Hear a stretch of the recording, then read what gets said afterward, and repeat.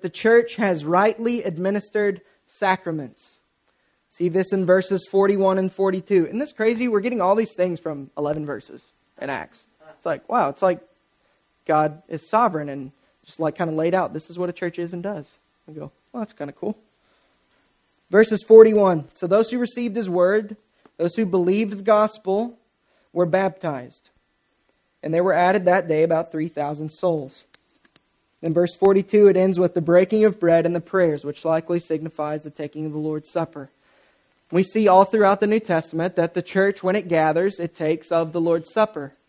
Both of these, baptism and the Lord's Supper, they're called sacraments or ordinances in some churches. We call them sacraments because we believe it's a sacred thing that Jesus has given His church as a means of grace. It's grace. It's reminding us of grace all the time when we get to witness someone being baptized and we celebrate with them. It's grace when we get to take in the bread and either the wine or the juice, whatever your conscience lets you take. We take that in, remembering Jesus' broken body and His shed blood for us. Baptism and the Lord's Supper are all about the life, death, resurrection of Jesus Christ in the place of sinners. So we do those. We do the Lord's Supper every week. Jesus says, as often as you do this in remembrance of me. We take that word as often and we go, cool, we're going to do it every week.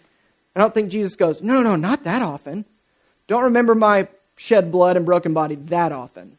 It'll become trivial. It's like, what? I want to remember it every day. If I could take the Lord's Supper with the church every day, I would do it. We do it every Sunday after the gospel's preached in response.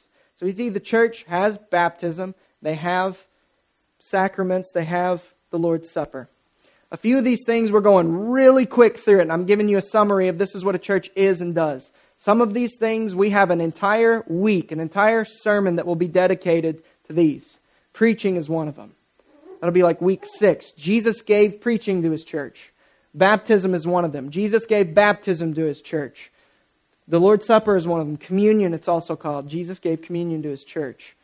Next week is Jesus loves His church. That's awesome, huh? Jesus loves us. We're going to focus on that the whole week. The next week is Jesus leads His church. We're going to focus on how Jesus leads His church through pastors and deacons. We're going to get further into that kind of stuff. So if you're looking at some of this stuff and go, you didn't talk very long about baptism or about the Lord's Supper, I don't know what's going on. Come back. We're going to dig deeper into each of these. Okay?